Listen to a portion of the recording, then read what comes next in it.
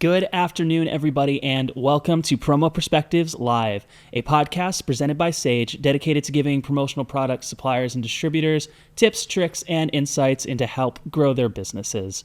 Today, I'm very excited for the episode. We're going to be talking about the Government Relations and Action Committee, see what we do with PPAI, GRAC, and Sage to help represent your interests in both local and federal governments. And I'm joined by two very special guests, Josh Ellis, publisher and editor-in-chief from PPAI, and Dana Porter, vice president of information services here at Sage. Thanks for coming on the podcast, you guys. Nice to be here. Welcome. I'm back. Yes, Josh, our returning guest, and Dana, first time on the show. Yes, I'm very excited to be here. Thanks for having me. Yeah. Those of you that are with us live on the Zoom right now, thanks so much for joining. We post these episodes everywhere you listen to your podcast. We'll put this one out next week: Spotify, Apple Music, iHeartRadio, wherever. Please go ahead and subscribe over there, because we have really great bonus content that we can't fit into the live stream that you can only get there. In a couple of weeks, we're going to put out a bonus episode where we're going to interview a lobbyist who helps represent your interests and get an insight there. If you're listening to the podcast version now, head to sageworld.com to register for the next live show so you can join us and interact with other viewers in the chat. All right, so to kick us off, why don't we just get to know our guests a little bit more? We'll start with you, Dana. Why don't you tell us a little bit about yourself, your role at Sage, and your history in the industry? All right, so I'll start with how long I've been with Sage. I was right out of college, very, very green, 21 years old, and had no idea about anything in the industry. And David Natinsky took a chance on me. Here I am 23 years later, and I fell in love with Sage and the industry, and couldn't imagine myself anywhere else. As far as information services and what we do, it's all about data. So think about any data that's related to Sage that comes from our team. And the biggest part of that is the product data. Obviously, Sage wouldn't exist without our product data. It started out as a very manual process, and over the years, used technology to our advantage to kind of improve that. Integration is huge. So Sage Connect, PDX, more and more suppliers are integrating. So that's awesome.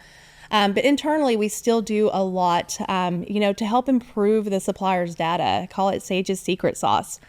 So that's a big part of the team. Also, we have, our data research team. Think about, all of our customers and all of our prospective leads. We have a team that manages that to make sure that we have the information that we need to be able to find good, new distributors and suppliers in the industry.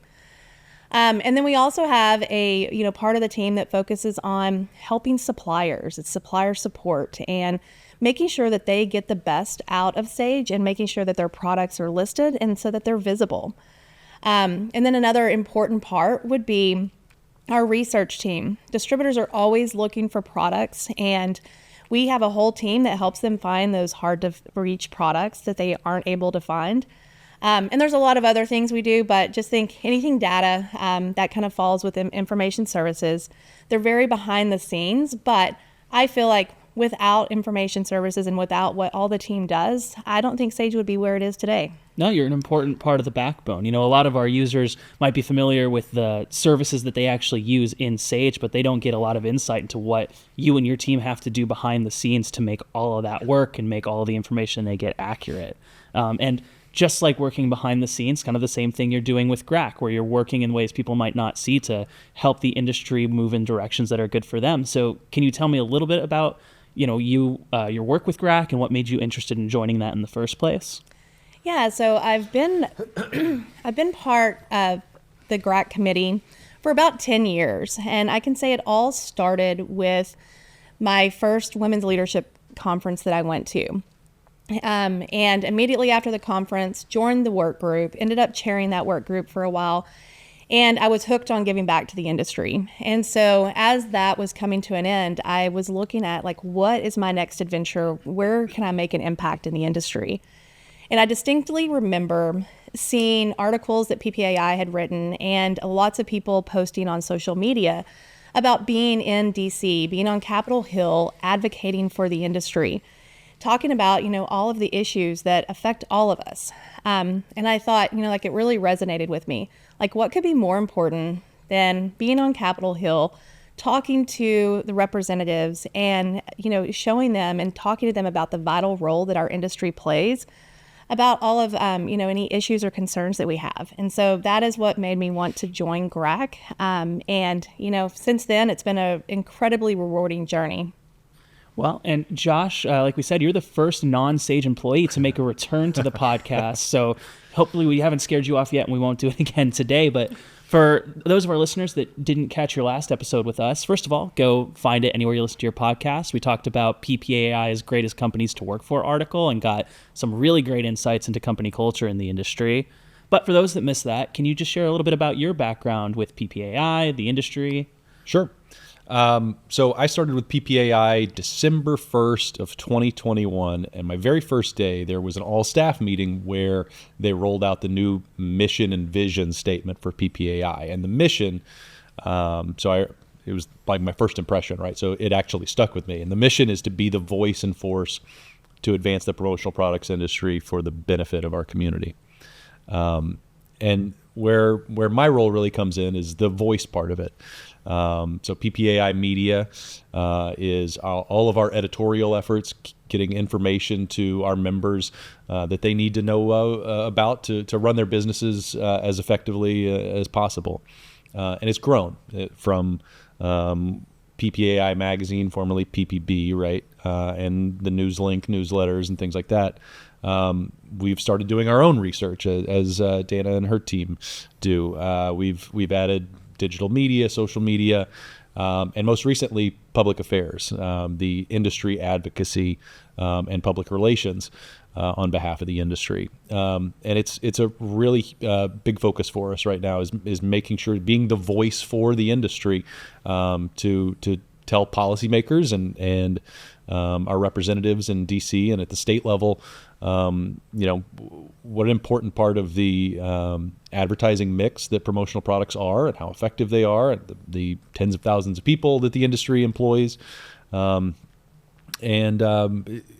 it all works together. We're very, proud of the team has grown, proud of the work that they all do. And at the end of the day, it's all about communicating, whether it's to our members or to policymakers. And so with the move of public relations under the media purview, that got you more involved with GRAC, right? It did. We started this summer working with GRAC, and it has been a learning experience for me and my team. The people that work closest on it are Alok Bhatt and Rachel Zock. They're our internal public affairs staff.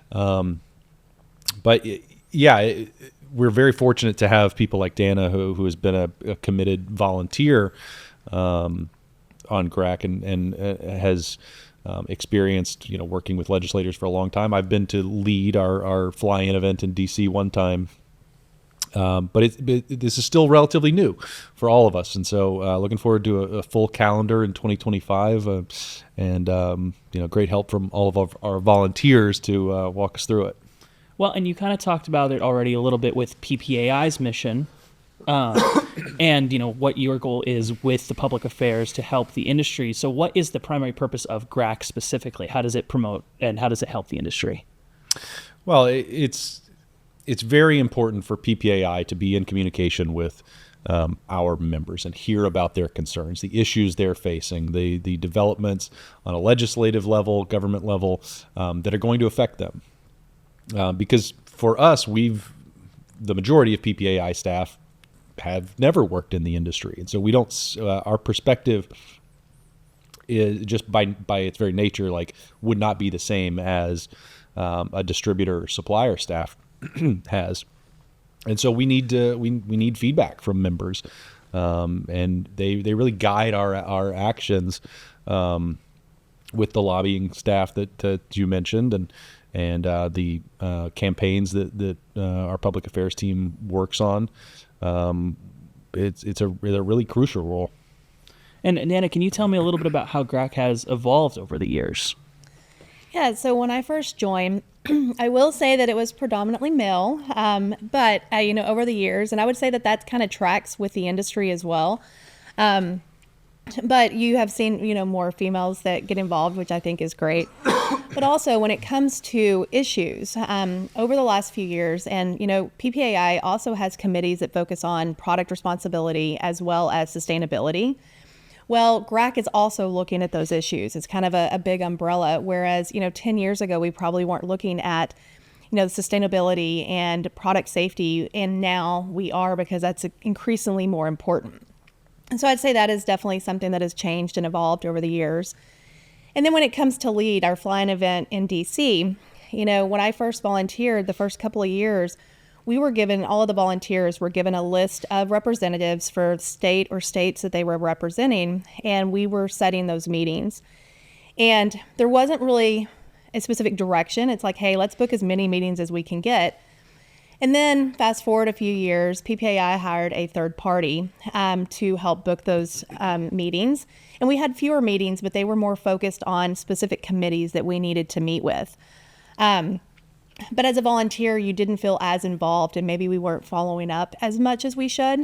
So that's one thing that I'm really excited for in 2025 is I think we have a whole new found focus, and there's going to be very distinct people that we're reaching out to in committees by the help of PPAI and the new lobbyists that they have hired. And so I'm just really excited to see, I feel like 2025 is going to be full of changes, and I'm excited to see what's to come. Well, and you just kind of touched on a little bit some of the things that have changed and the issues that you are approaching. What are some specific topics that GRAC is focused on right now? Okay. And so I will preface this with these are 2024 issues that we have looked at. With the new administration coming in next year, we are revisiting this, and there's definitely going to be some changes. But this year, and I will say, first and foremost, what we always talk about is promotional products work. That is something that every single meeting that I've ever been in, we're going to focus on the power of promotional products. Promotional products are the only form of advertising that people say thank you for. And if you think about that, that's a really powerful statement and very true. I don't know of anyone that has said, thank you for interrupting my show with this commercial. But promotional products are also the most cost-effective, memorable, and long-lasting form of marketing, which we are always very proud to champion. Another thing that we look at, and it's something that we've talked about since I've been on GRAC, is anything like this surrounding independent contractors. In our industry, there's many salespeople who choose to work as independent contractors so that they can be their own boss, they can run their own company. And a perfect example of that is multi-line reps. In the Department of Labor, there's a new classification rule that could have unintended consequences that threaten the livelihood of tens of thousands of American entrepreneurs in our sector. So that is something that we kind of stay on top of, because there are tons of, multi-line reps in our industry, and that could have a negative effect on them. Another thing that we are deeply involved in is tariffs. And this is something that we'll definitely be revisiting in, 2025. But tariffs are essentially taxes paid by American companies and consumers. And specifically, the Section 301 tariffs on Chinese goods have not had they have not achieved the intended goals, which were to address unfair trade practices like intellectual property theft and forced technology transfers. So our goal this year was to urge Congress to renew the Generalized System of Preferences, or GSP, which promoted economic growth in developing countries by waiving tariffs on a list of specific products from vetted countries. And it was successful for over 40 years and expired a couple of years ago. So again, this is one that we're already looking at and revisiting of what that's going to look like for 25. But tariffs is something that we are constantly talking about. And then just a couple of other things that we've had our eye on, just kind of watching this year. Anything regarding PFAS, or forever chemicals, which is found in nearly everything, even our blood, which if you think about that, it's a little scary.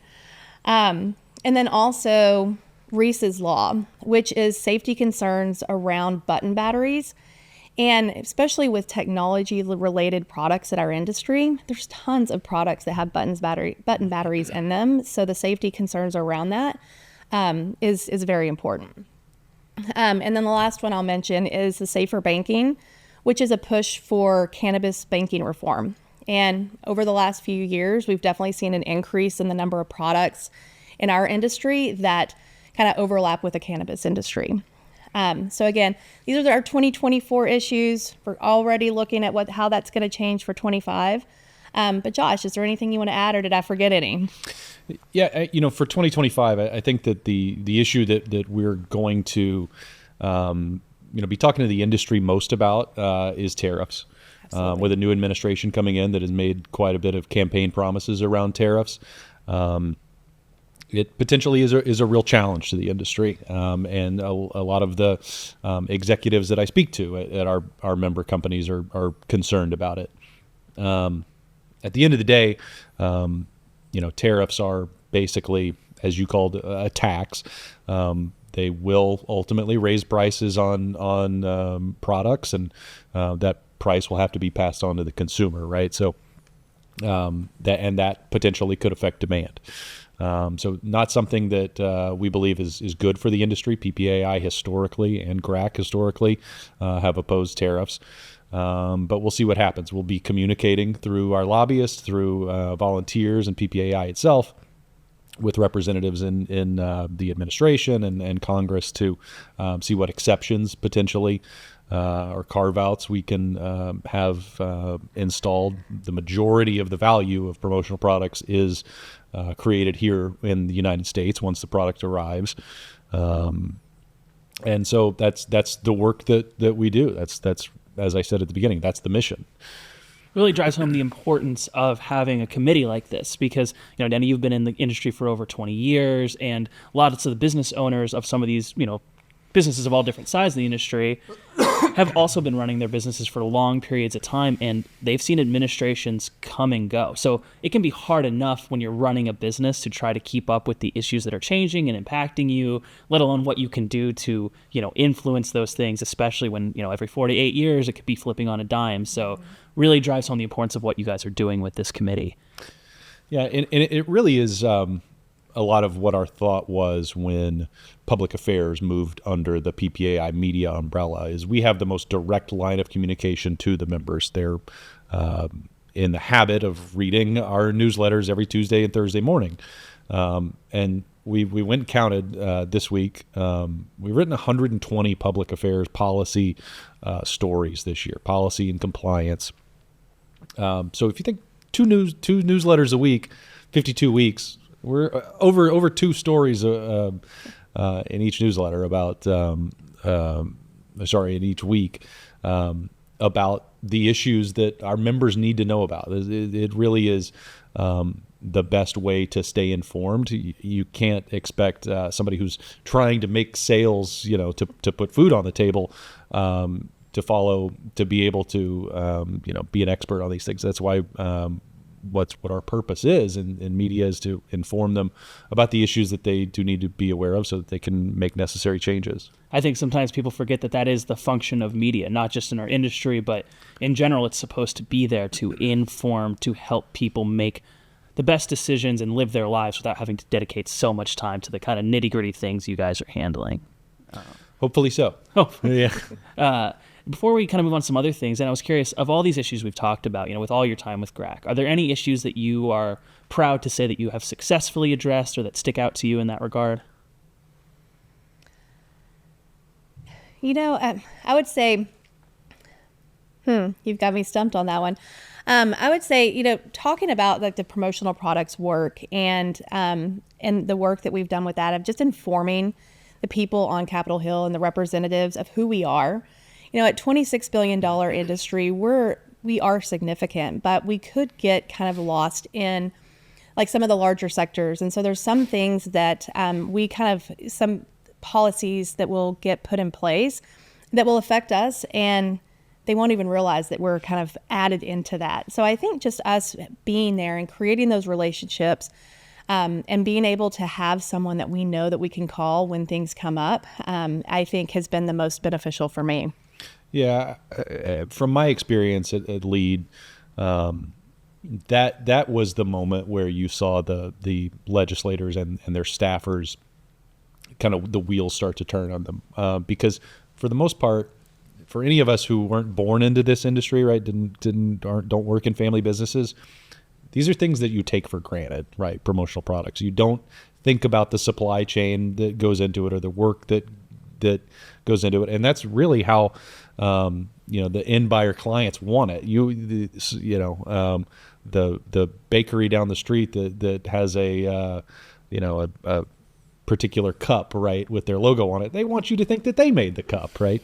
So you don't even think about it. And when we sit in these offices in DC and talk about the couple 100,000 people in the U.S. that work in this industry, and the 35,000, most of them small businesses and employers in the industry, a light comes on that like, oh yeah, this is an actual, these are people, right? These are my constituents that, is maybe I haven't considered, but I'm going to have to now because of the folks who are here in front of me. And so when you tell them it's a $26 billion industry in the United States, in their district, that means X number of $1 million, they will tend to pay attention. Well, and on the flip side of things, it can be hard to forget that the legislators and the people working in DC are also people, and that there needs to be somebody there, like you were just saying, helping represent you in that capacity, which kind of brings me to another thing I was excited to talk about. I think this is a newer announcement for you guys, but there's a new lobbyist that you're going to be working with, right? Can you tell me a little bit about that and what that means? Yeah, and I think you'll get the chance to talk to him next week, right? So we have hired, it's the biggest investment that PPAI has ever made in advocacy. We have tripled, in fact, the investment in our lobbying efforts with the partnership with Thorn Run Partners, which Bloomberg rates as a top 10 K Street lobbying firm. They have an immense amount of experience working with trade associations and nonprofits to advocate for their members' interests on Capitol Hill. So you'll speak to Chris Lamond, who's a founding partner at Thorn Run, former staffer himself. They have within their firm, several hundred years of combined experience working on campaigns and in legislative offices. So very excited. We're already at work with them. There was just this past week, there was a comment made by Senator Joni Ernst from Iowa, speaking about the new administration's interest in kind of rolling back some government spending. She spoke out against promotional products and the spending on promotional products.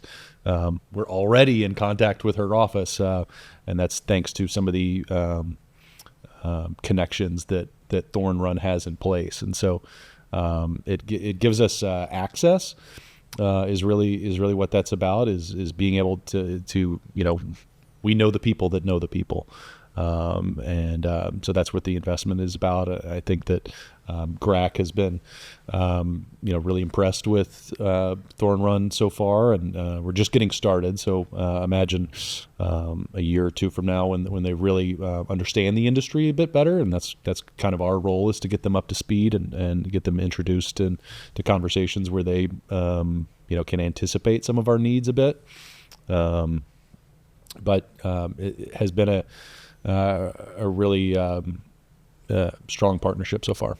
Well, it is. I am excited to get to sit down and talk with them. Like we kind of alluded to, we're going to give you guys a little break of a break for the holidays. So that episode's going to come out, I believe, on January 8th. So keep an eye out for that. Today we've kind of been getting more of the promotional product side of things, but it will be interesting, I think, to get the perspective of somebody who spent so long up there in Capitol Hill.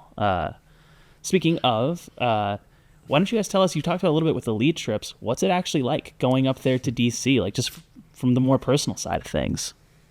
So I'm not going to lie, like at first I was a little terrified. It was a little intimidating to be on Capitol Hill. However, PPAI has great resources that help you prepare beforehand, and then also support on the ground when you're in DC. And once I got through the first couple of meetings, I can honestly say it has been one of the most rewarding professional experiences of my career. It's just, there's something, I love the industry, and I feel like advocating for our industry in Washington being there on Capitol Hill, walking through those historic hallways, meeting with the representatives who help shape the future of our country, there's just something very powerful about that. I feel like it's my way of being able to give back to the industry and to help ensure our future, is to make sure that we are heard and that we are supported. So I would say, it's been a very rewarding experience for me. It was a little bit surreal the first time, you walk in. I don't know that I ever expected that I would be doing this in my life. Walking through the halls of Congress and the office buildings there on Capitol Hill. But it was also really fulfilling and gave me a real sense of patriotism in a way as I'm walk into my representative's office to be heard, which is, they are our representatives. They work for us, and they actually are very welcoming of you, and will remind you that. So I walked into my representative's office, and they offered a Dr. Pepper, and it just made me feel very proud and very American to be able to have that connection with my congressman. And I think all the volunteers that have done it would tell you the same, that and for PPAI, it really is the essential function as a trade association, is to speak on our members' behalf. And so it was fun, and I'm looking forward to going back. And our dates have been announced, so it's April 7th and 8th, with a reception on the 7th and advocacy on the 8th. Well, that makes me excited, and I want to do another episode like this next year, like you kind of suggested, where we can see what's changed over the course of the year, because it is exciting to see that it's really making you guys feel more connected and more patriotic. I think, unfortunately, the media landscape these days can make a lot of people think that this country is just, two teams bickering as loudly as possible, but that's not what it is. This country is the people. It is the people in this industry. It's the businesses in this industry, and it's great to have people like you out there representing them on such a personal level. Yeah, I think that the issues that we're there to discuss are not partisan, right? And we can talk about the no matter what you may think of this party or that party or this administration or that administration, we're talking about people's jobs and their livelihoods, and so it really doesn't need to be partisan. That's it's a duty that I think GRAC, and from a volunteer standpoint, where they're really noble in what they do, and so for PPAI, it's the job. Well, I know we appreciate it. Do you guys have any advice for our listeners and our audience on if people want to be more involved in advocacy? I think we're always looking for more volunteers. There's no such thing as too many. And PPAI allows not just ways to be there in person, but also we call them fly-ins, to where they'll basically, it's like a form letter that's already written. Of course, you can tweak it. But the more that people hear about us, and that our congressmen and our representatives hear about us, the bigger impact that's going to make. So no, there's no one is too small, no one is too big, So I think the more we can get involved, the better.